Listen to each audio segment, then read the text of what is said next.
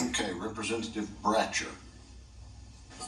Thank you. You know, this is not a remark against any one of you two. I think this RFG thing has been the biggest scam that this state has ever seen.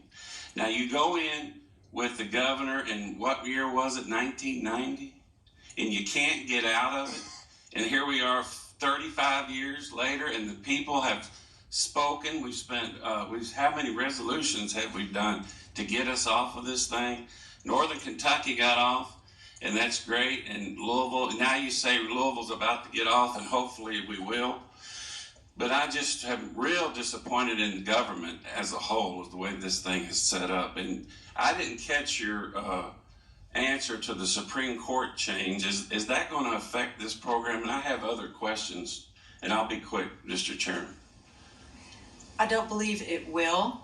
In terms of what the Supreme Court answered was a very narrow question as to whether or not US EPA could regulate the greenhouse gas emissions from existing electric generating utilities under Section 111D of the Clean Air Act.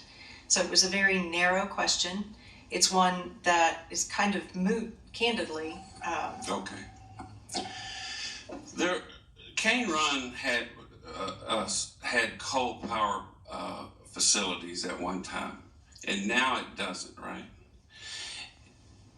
Now, how could a whole smokestack operation come down, but we're still on this RFG? Because how many smokestacks or coal-powered plants are there in this district that somebody created here?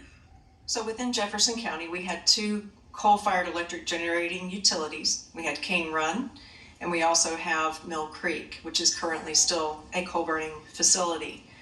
They were required to make changes to their facility to comply with other parts of the federal Clean Air Act, in particular the mercury air toxics rule and also the sulfur dioxide National Ambient Air Quality Standard that changed in 2010. When Michael mentioned that we can get rid of RFG if we can replace those emissions with something else, those emissions that we can use to replace RFG have to be quantifiable, enforceable, permanent, and surplus, which means if they're used to satisfy another part of the Clean Air Act, we can't double count them and they wouldn't count for getting rid of RFG. Well, I'm talking about how can you take down an entire coal-fired power plant but still be on this? Did that not reduce the NOx and the VOx and all that?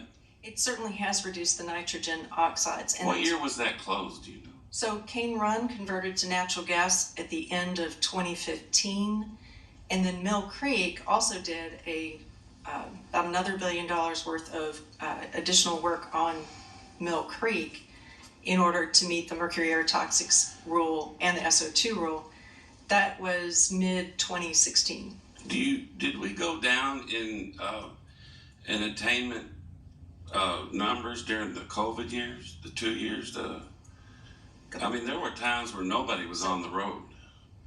We did see both from I'll separate those out. From a mobile source standpoint, we did see a reduction in mobile source emissions in the very early part of 2020. But that actually rebounded by summer with the exception of some early morning transit. And then it was back up to normal levels right quickly. With respect to electric generation, one thing to keep in mind is on this graph, you'll see there that in 2013 to 2015, we went from green to orange. That represents the change in the National Ambient Air Quality Standard. Now, who changes that? US Congress? Unelected US EPA changes it? So the Clean Air Act requires, best way to think about the Clean Air Act is that it is a continuous improvement plan. And under it, Congress charged EPA for these 6 criteria pollutants with setting that National Ambient Air Quality Standard.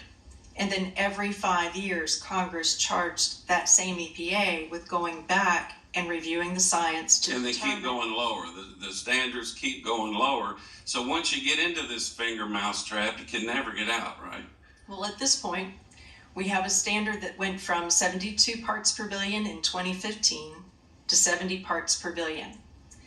US EPA has kind of come out with their initial review of that 2015 standard to say, at this point, we're going to keep it at 70 parts per billion.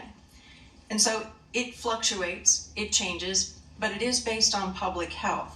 And so that is what they're aiming for, is to go ahead and continue to improve public health. I'm almost done, Mr. Chairman. This is for you, Mr. Kennedy. I'm actually enjoying this. Thank you, guys. Mr. Kennedy, is RFG cost more than regular gas? You had some graphs up there.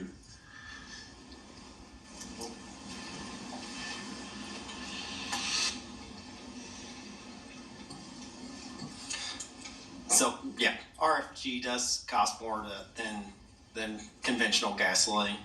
Do you know how much is? Somebody said 32 cents average. Well, I think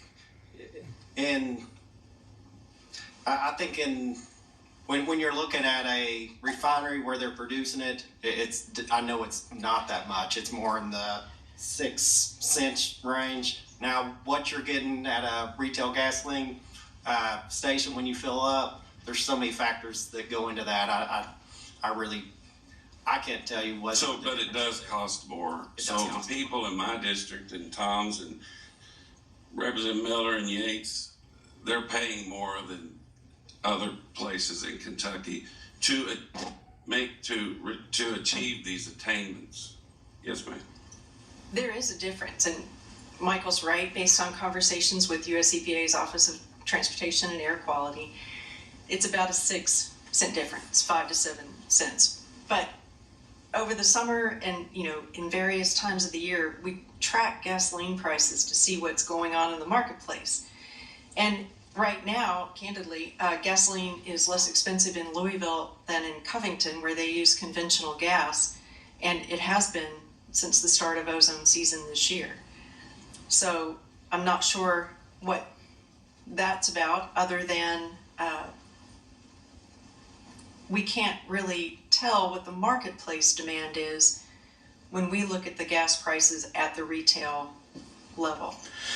The last question is Ms. Hamilton, right? Mm-hmm. Dr. Hamilton? No, I'm afraid not. You're a scientist, and I appreciate your answers today. But here's my question, and this is no reflection on you.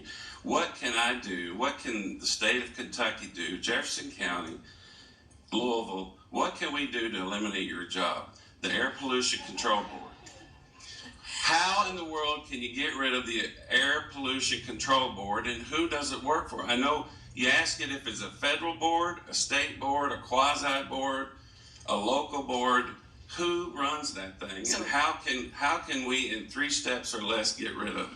We are a creature of Kentucky statute. We were that's enacted what I thought. Under KRS Chapter 77 in 1952, although the district has been improving air quality since the mid-40s. It's something they started out as a smoke commission. So in terms of how the Clean Air Act works, it is unique among the environmental media, air, water, or waste, and that it specifically calls out and gives equal footing to local programs to develop the plans in order to reduce air pollution to meet those national ambient air quality standards. And I have a bill to dismantle that, so I did know the answer, but I have heard that there is serious ramifications if we passed a bill like that. The district has in some respects, what the district manages in terms of the number of sources and the complexity of our airshed is really very similar to the amount of sources that the state of Wyoming regulates. It's a very small geographic area that is a manufacturing driver in terms of the sources that are there. I sometimes get asked by our economic development people why our air quality is different than Nashville. And if you can find me another jurisdiction that has 2 automotive assembly plants, had 2 coal-fired electric generating utilities, now just has 1 really large one, plus a natural gas-fired electric generating utility, Rubbertown, and the state's largest wastewater treatment plant, then I'm hoping there's another similar jurisdiction out there. But it is a unique environment to work in. Thank you very much.